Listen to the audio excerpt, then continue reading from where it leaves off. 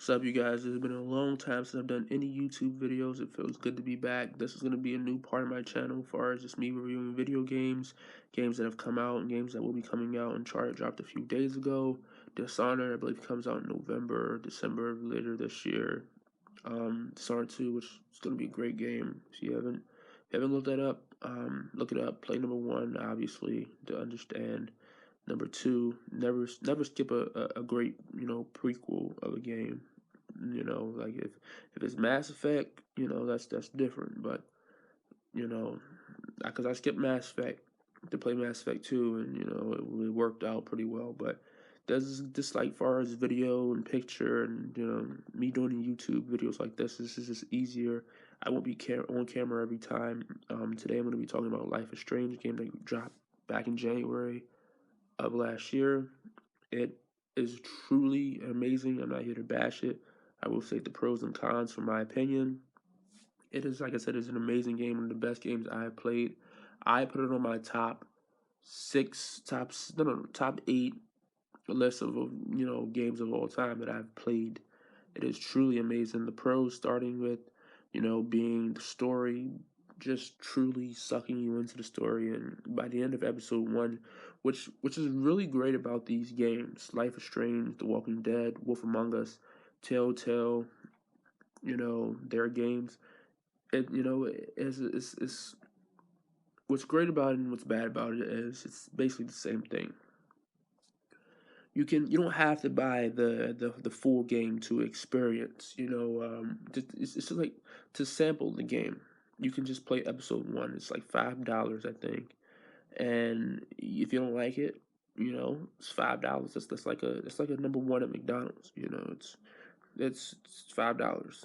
So if you don't like it, you don't like it. You don't have to play the rest of it. You didn't spend too much money on it. But if you do, you can get episode two, you can get episode three, you can get episode four. So that's great and all, but at the end of the day, you have to wait for the actual games to drop, which it's always awful. Because I had to do that with Game of Thrones. I had to do it with The Wolf Among Us, with The Walking Dead Telltale Season 2. So trust me, you guys who know what I'm talking about, have played these games. I understand your anger, your frustration, your impatience, because I have experienced it all as well. Now, the pros to this game, like I said, the story is truly amazing. The characters are truly amazing. They make you actually develop feelings for these characters. You actually care about what happens to these characters.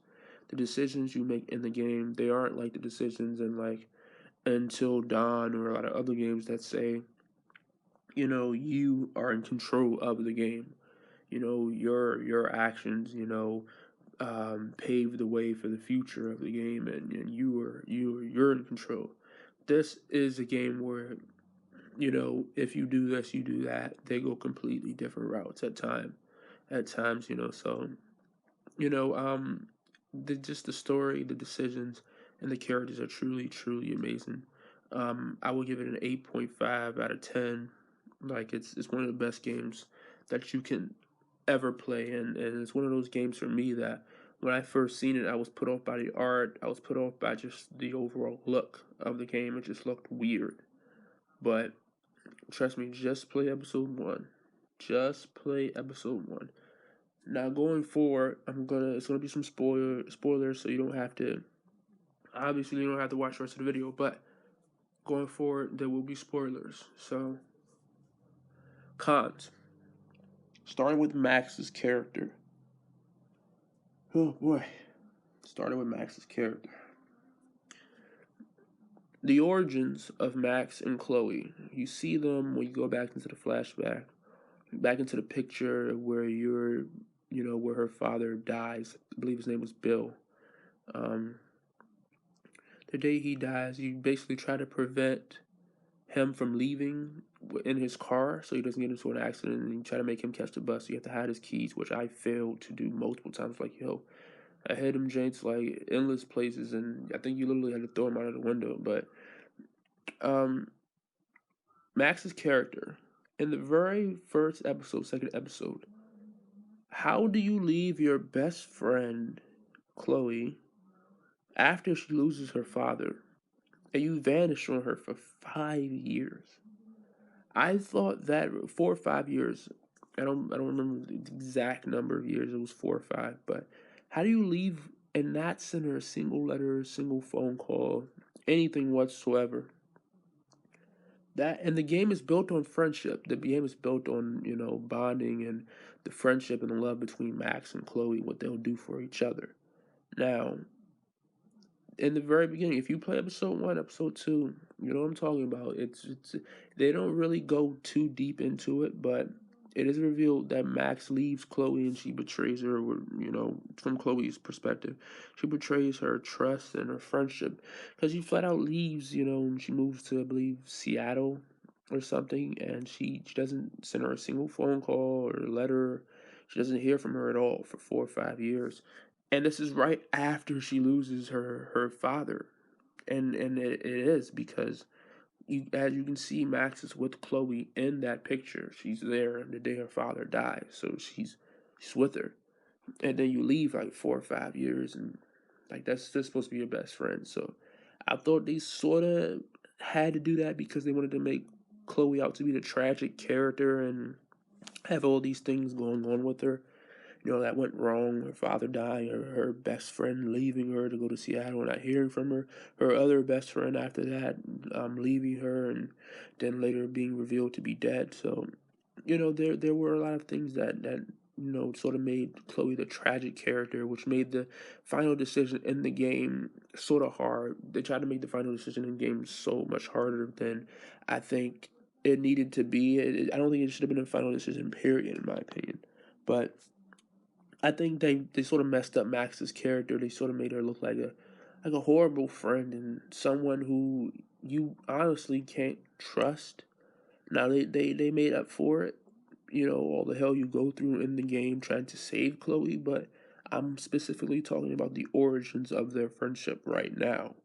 Like dipping on her after her father dies and not hearing from her for 4 or 5 years. Like, and then the excuse she had was, I was just trying to get used to, the town. Like, she got back and she still didn't hit up Chloe. And she was like, I was just trying to get used to the town and not look like a weirdo or whatever. So that was just, it was bad. That right there was bad.